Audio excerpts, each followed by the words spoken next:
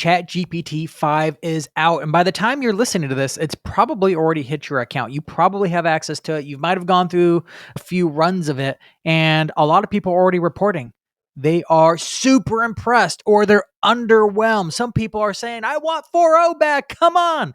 And that's what we're going to be getting into this show about, because this has been a big update. There's been lots of hype around it, and we're here to separate what's helpful from all the hype. So welcome back to the AI-driven marketer. This is the Bot Bros segment. I'm Dan Sanchez, and I'm joined by my brother, Travis Sanchez. Come on, let's get it.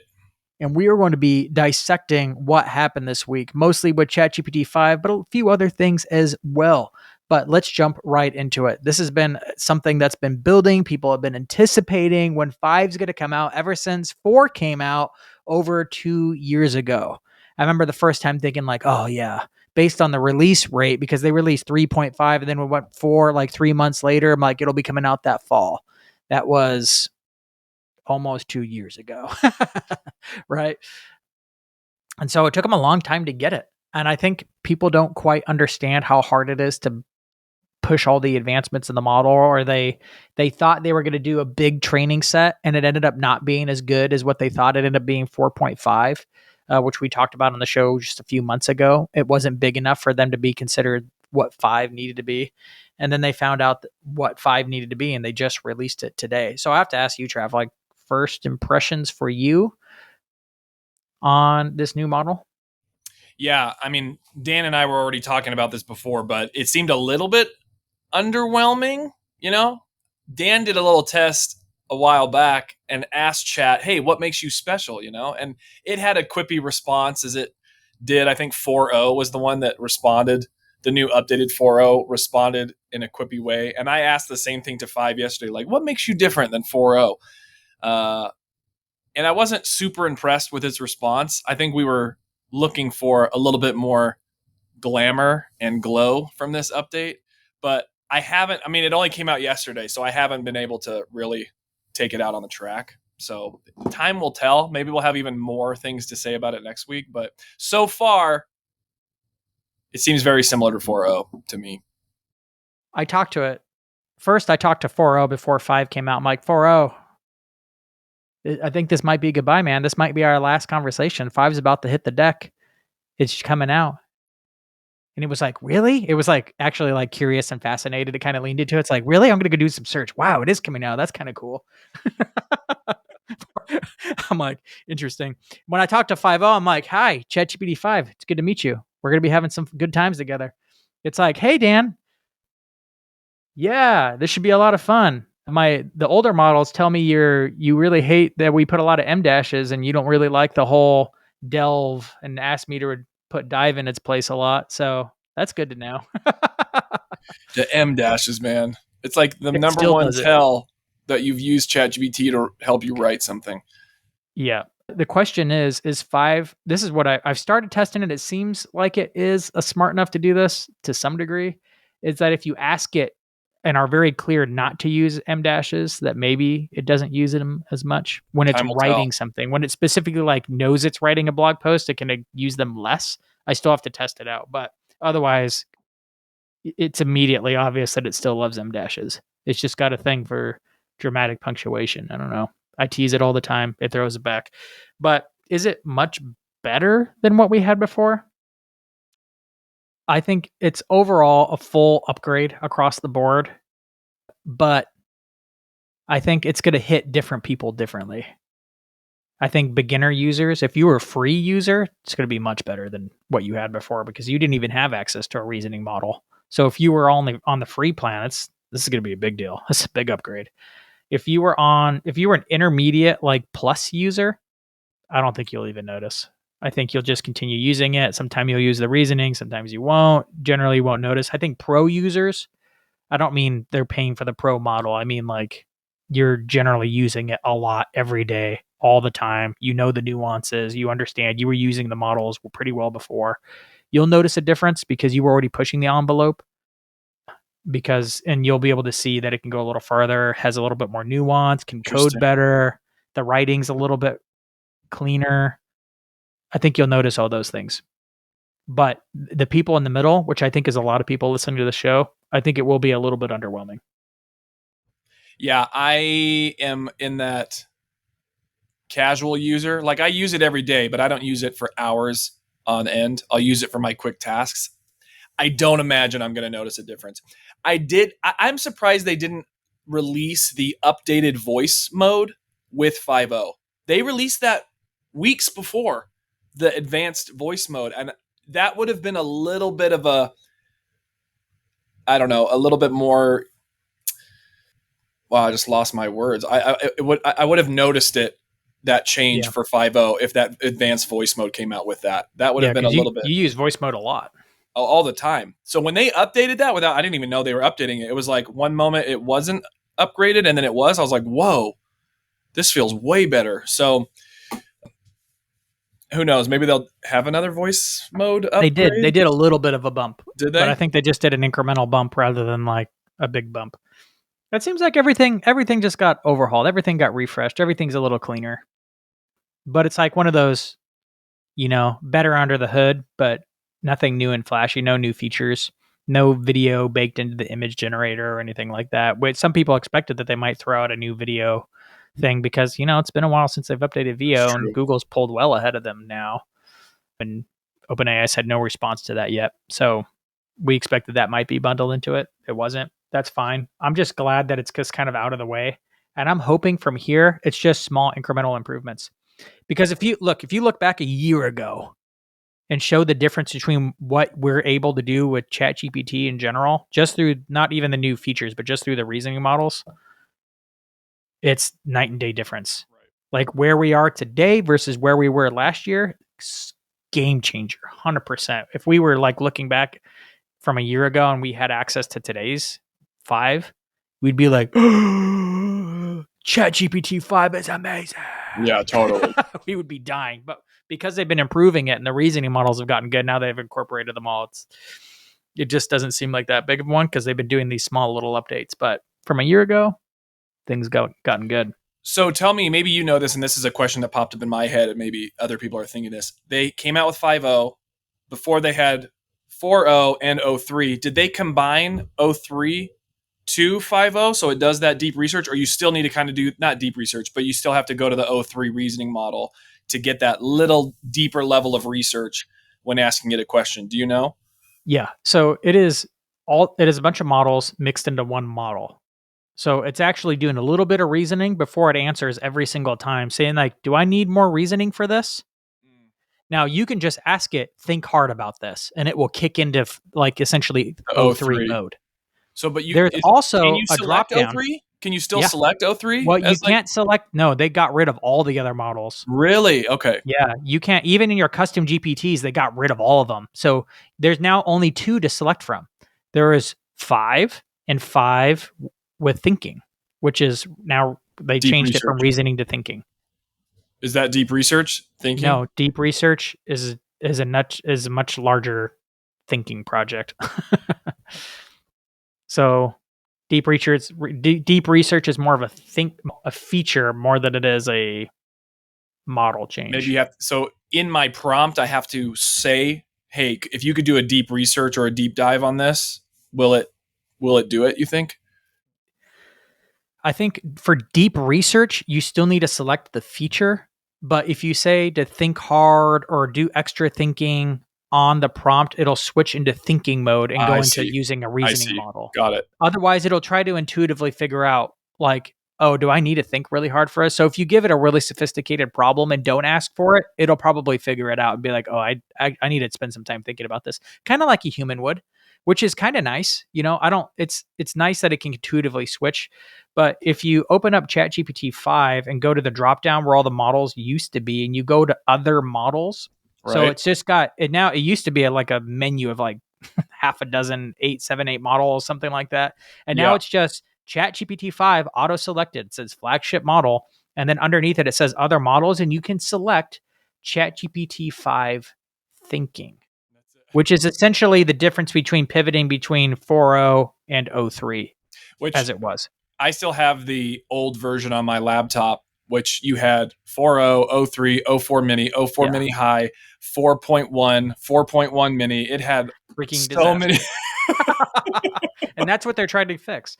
Right. So why does this matter? Let's jump into the heart of this. Like, why does this model even matter? Does it matter for marketers? Here's Sam Altman put out a tweet yesterday, and it was very telling. This is what I was thinking, but he put it into words better. He said ChatGPT 5 is the smartest model we've ever done.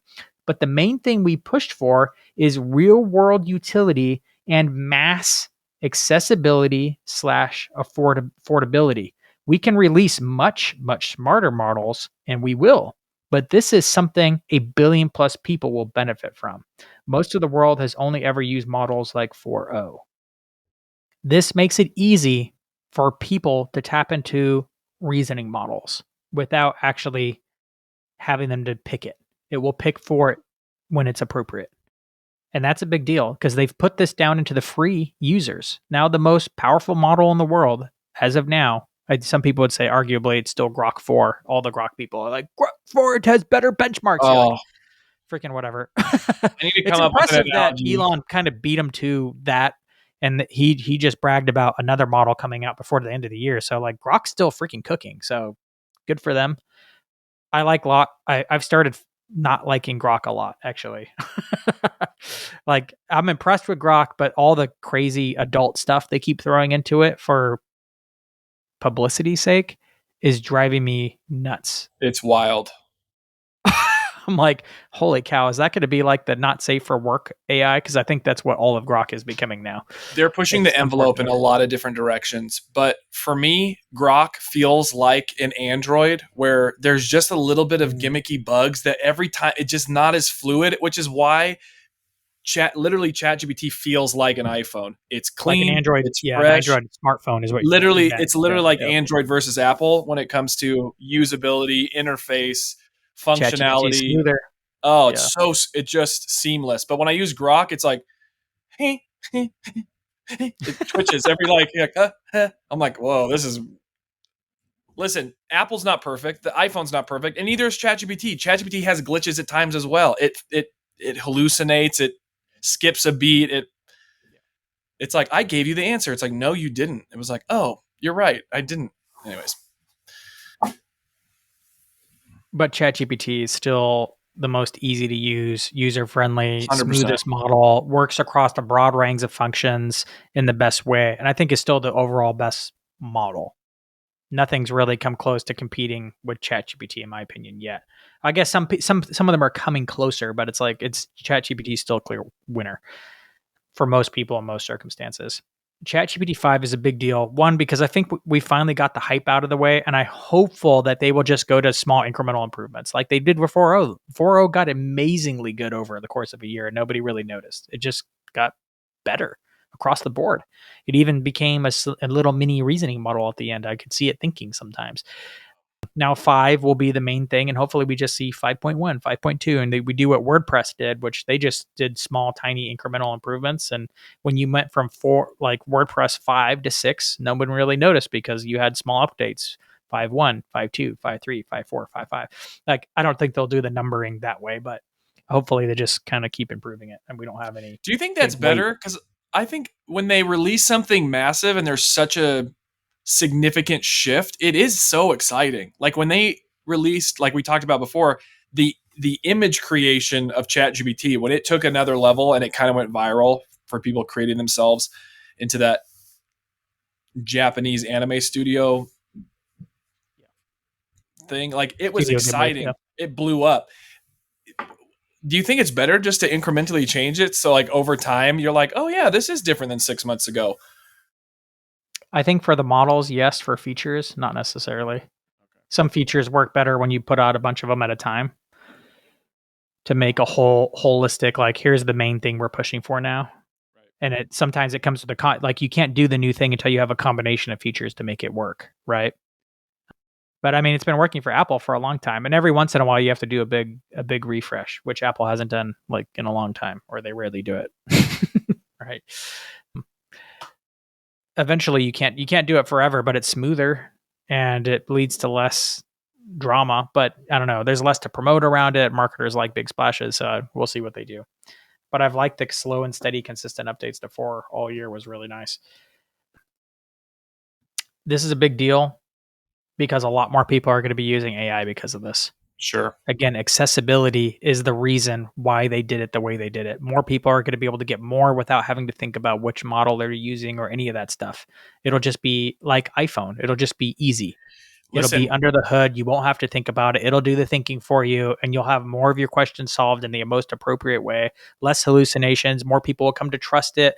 More people will turn to AI than search. More people will turn to AI it's true. than figuring it out themselves. And it's just gonna level the playing field for more people getting into AI. And this will help them go from 750,000 or 700 million users a week to a billion really fast because a lot more people, the adoption cycle will be easier. They won't be getting stuck on stupid things anymore. Right. I mean, because they're making it because they're making it free to users who are casual, very casual users, they're going to feel like, man, this is amazing. And then once they really start pressing the envelope and they reach the threshold of time limit for 5.0, they'll want to eventually pay for it because they'll become more of a avid user. So it's smart. The other news they dropped this week was that they released their first open weights model. Not exactly open source, but kind of in that same thing where you can, kind of like WordPress, download it and then use it yourself on your own server, on your computer, and just run Offline. it without having to go through OpenAI servers. First time this has been available for these modern weights, and it was Come on. really good. Like Jarvis is what they local. released was so good that people were like, "Wow, this is actually like in some ways better than what they currently have live." Which everybody was like, "Well, that must mean ChatGPT 5 is coming around," which it did. It was released. It's a lot better than the free thing they released. This is still kind of important for some marketers to know. If you're in a bigger company and your company has proprietary data that you're working with, this is really helpful for that. I will say I tried to run it on my computer because you can just download it, find like a different software program to combine it with, and then you can run ChatGPT locally on your computer just by itself. And I tried it. I have a MacBook Pro M3 chip, Pro M3 chip, could not run it. Uh, I found out you need about 32 gigs of RAM to do this well. So I would have had to have spent like an extra couple $100 a year ago when I bought this computer. But if you buy about a $2,000 machine MacBook right now, that's about what you would need to run this efficiently on your computer. The How reason many why gig you would of want to RAM do do you it is have? because nobody can see the data. It's on your computer.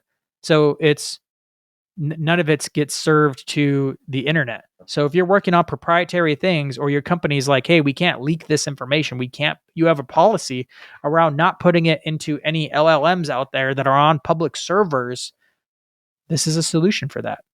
Your company can host it on their own servers if they have them like in a closet somewhere, or you could just host it on your machine if your machine's powerful enough and do ChatGPT stuff with it. I will say there's one major difference between these models and normal ChatGPT is that the hallucination rates on these are through the roof. This is why, though. For the It's local not models? because of its intelligence or its power. It's actually very powerful, very capable of complex reasoning. In order to get down the file size, and they're big file sizes, like 20 gigabytes to like 60 gigabyte file sizes for the bigger one, it doesn't have all the knowledge that 4.0 had or that 5 has, which would have been a massive 300 gigabyte file, right? You're talking about like the reason why it knows so much and why you don't even have to have it search the Because internet to it give has you access to information terabytes of is it's information. got all the data. But if you're going to run it locally on your machine can't handle all that data. So what is that then? If it can't do that, what is it useful for? Well, it's really going to be really good at repurposing your data or using it to make decisions or using it to build all kinds of agents that can just be like, take a simple like thing and be like, hey, pick between these two things. Here's the requirements for you to perform that task. It's going to do that really well. It's going to be able to take content that you already have, that proprietary data I was talking about, and deal with it, repurpose it, think about it, do whatever you want with it. So if you're taking existing data, it's really good. If you want to combine extra information out of its own long-term memory, it's not good at that. And that's fine. But it's still a really helpful thing that they've released out in the world for free. It's going to change the applications that we're all working with. It's small enough that a lot of our software in the future will be powered by this. So it was really cool that they did it. It's probably not going to make a big difference for most marketers, but for a few of you power users, definitely. And for people who have like companies that where you're dealing with proprietary stuff and can't put it out there, it's good for that, especially customer data. If you got customer data and you don't want it, and this would be bad practice, is to put your customer data, like all their information, into something like ChatGPT. Bad decision. Don't do that. Don't upload CSVs full of customer data and purchases and all that kind of But stuff. if it was That's local, it private would be data. safe. But if it's on your computer and your computer's powerful enough, oh, that's going to be good stuff.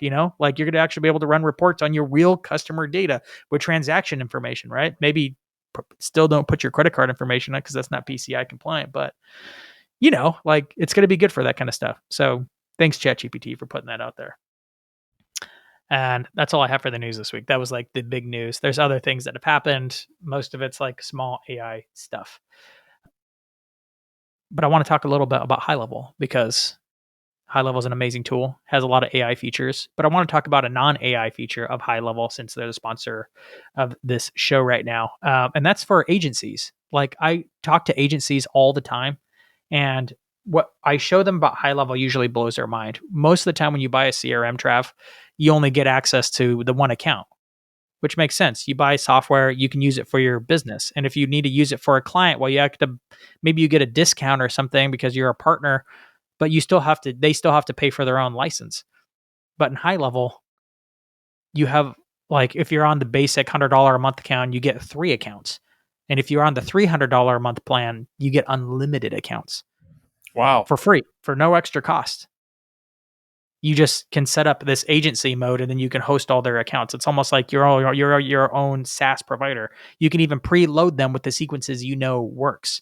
So if you're going after an industry and that playbook, you just duplicate it over, put their information over, and just be like, bam, bam, bam, resell it as part of your service. That's why I keep telling agency owners, I'm like, if you're not using High Level, I don't know why. It's silly because you can just have some key winning landing pages and just duplicate that over and over again per area that your clients are in or whatever features are or like whatever specialty they have. Anyway, High Level. That's cool. Got to keep telling you, sign up. danchez.com/high level. Take a look. But moving on to everyday AI, what are some ways that you've used AI recently to make your life better, Trav?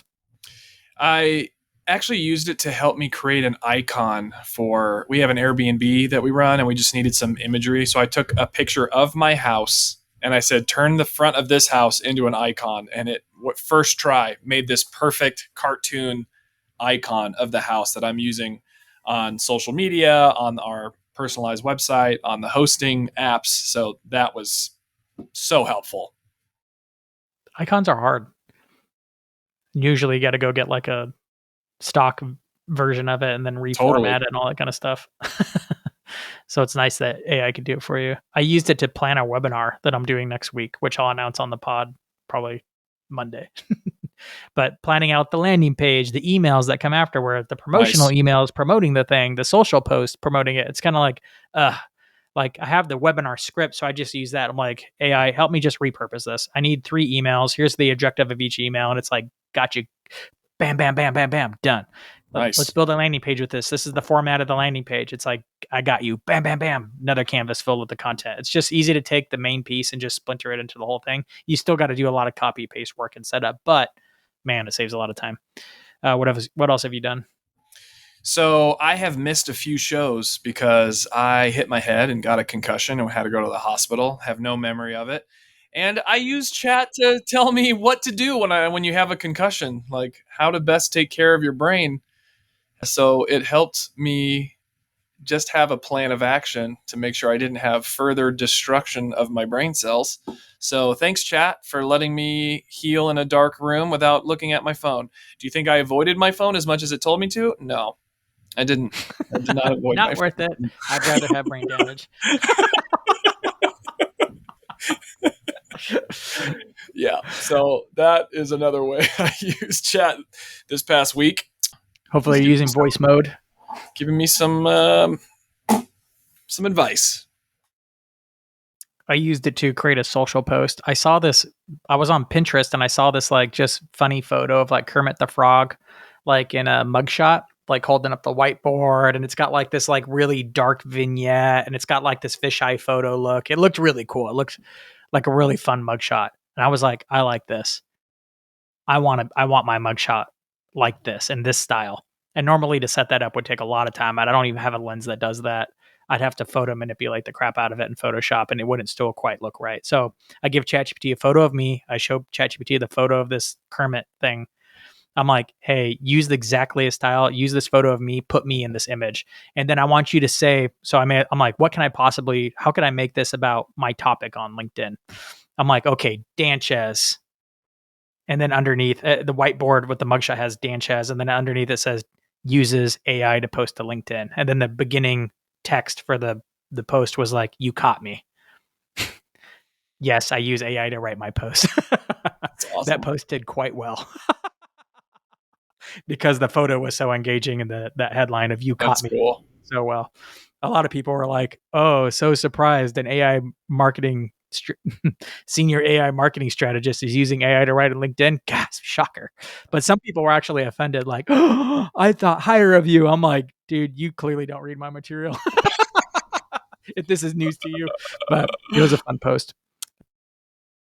Moving on to our last item is a video that did pretty well, went pretty viral on LinkedIn. And and of course, this was an advertisement that had used some AI footage in it. Trav, why don't you give us a summary of what you saw in this advertisement? Yeah, it was kind of a story-based advertisement for older people that have a dream to complete a task. So it was an advertisement for a drink to start your day, and that if you're going to dream about what you can still accomplish, even at, maybe an age where you don't have enough energy, this drink will help you dream for the future. So it showed older people accomplishing tasks or dreams that they're probably a little bit past the age of being able to complete, like starting an adventure down Everest, skiing down Everest at 88 years old, or beating the Naked. best player at pickleball in their whatever. It was just like giving the old people a vision, the energy, and the ability to complete tasks that usually like a healthy CEO 36-year-old might have. So, and it showed the imagery for all of their desires and dreams. And it looked real. It And looked it real. was kind of like over exaggerated because you have them in a walker, and the next step you have them like skydiving. You're like, if if you can barely walk, you're probably not going to skydive, but it looks real. And you mentioned before we even jumped on that like some people who aren't, I don't know, thinking critically when they scroll social media would probably see this and just assume that it's real. So the we've covered topics like this before on the podcast about like how AI video is now making video good enough to the point where it's really great supplemental creative for advertisements, because now things that you needed Super Bowl ad budgets for, you can kind of knock out more quickly and easily. Things that were kind of impossible or were just really difficult. So you'd have to use a lot of CGI and lots of really clever production and in camera tricks, out camera tricks, like all that kind of stuff to make really interesting and funny looking over exaggerated shots are now in reach. This one was kind of interesting because it's kind of blurring the line between like what's over exaggerated and what might be possible with the right actors, actresses, and the right camera work to make it either look like they're skydiving, or you took an old woman that actually is maybe known for skydiving and you had casted her, right? So it's still kind of possible, but they did it with AI and they didn't acknowledge that it was AI. This is where the story comes in because the comments underneath were like, "Oh my gosh, this is the most horrible thing. This is so inauthentic. I am not here for this. Unsubscribe." Like I can't believe people would do this. And that hit me one way, but I want to know, based on that angle of this is inauthentic, we should not do this. How does that make you feel? So I had one of the most creative people that has ever worked that I've met work for me for many years, good friend of mine. And when we just, before AI even came out, when we just started talking about marketing and how marketing can be a great tool to convince people for your product or for your organization, there was a level of it that she felt it was so disingenuous, that it was so manipulative. Marketing was evil. We cannot be creating copy or visuals that create emotional responses. For her, that was wicked and evil. But after time, she saw you didn't have to be a wicked, lying marketer. You could actually just do it in a ethical way. So she bought on, and she's like, marketing is great. So the people that I see that you're talking about who are making these comments about AI video, of course they feel this way right now. It's so new. It feels, wait, this isn't real. But let me tell you, they probably cried watching Avatar when there was a CGI creature, and or they watched some animation Disney movie and cried because some character died. They got involved in the story, even though, one, mice don't really talk, toys don't really talk, and it still created a genuine emotion. So sooner or later, people will buy into these stories that are AI created. But for them, it's going to take a little bit more of an arc, a little bit more time for them to come around and be like, okay, I can see that this still was created. It was written, the script was written by a human, or it was prompted by a human. So it's just going to take some people time. And the people who probably made those comments too, that are like, this feels so disingenuous, I don't trust this anymore, I'm unsubscribing, they probably wouldn't have been able to tell that that video wasn't AI, or that it was AI. They'd be like, you're telling me those people weren't real? That feels violating to them, that they won't be able to tell whether it's real or not. It's funny, I had the kind of the same response, but I even thought, I'm like, well, even in advertising, since when are ads authentic ever? Or not ever, but like usually. Like most good commercials are almost, I'd say a healthy percent of them are hyperbole. Sure. Every time. You're advertising a new sound system for your car, so it's driving across the Golden Gate Bridge and the whole bridge is wobbling as if the sound can make the whole bridge wobble. That would be a good commercial. And nobody would see that commercial and even bat an eye because it's normal of hyperbole, right? This commercial is that. Everybody loves the man your man can smell like Old Spice commercial that crushed in 2010. We still think about that commercial. It was so good. Hyperbole. You're like, come on, like the whole thing's fake. Now, of course, there are authentic ads that are real people telling real stories. Like they could have done the angle of finding the old woman skydiving. Is she skydiving because she drinks the mushroom mud water thing? No, probably not. So it was going to be kind of a stretch anyway. Of course, you can go and find some actual customers who drink it and have done remarkable things. So they could have gone that angle. That's not the angle they went. And I think that's okay. People will blur the lines, but it's not, I don't know, like people will do the bad thing of like making it seem like someone's actually, like it's an AI person giving a product review, talking about how it changed their life and it's really emotional and moving. Yeah, that's bad. But guess what? Marketers have been doing that for years too already. They just hire actors to do it. So don't be evil, I guess. Don't be disingenuous, period. AI is just another tool that marketers will use to do great things and use to do evil things. Period. Which no one really I mean, I guess people still fall for those marketing videos where you do have actors saying, oh my gosh, Monday.com changed my life. Like, and it's just an actor. I'm like, it doesn't feel real. So you're like, okay, maybe it will. I don't know. But that's clearly an actor pharmaceutical reading a script. Right. Yeah. All of them. I'm like, not one of those has real people that take the drug and they're like, hey, like, can I be in your next commercial? I believe in this pill so much. Yeah. Anyways, I'm sure there's a few out there that really did find real people and did the thing, but like almost always they're actors, actresses hired to just say the thing. It's normal. AI people doing it, it's about the same thing. So I don't know. Everyone's got to pick their own moral judgment lines. Totally. When it comes to this stuff, clearly ours are out in the air now. So word of wisdom from David Ogilvy on this is that advertising is only evil when it advertises evil things. So I think that's a good word of wisdom when it comes to this stuff from David Ogilvy, the godfather of advertising.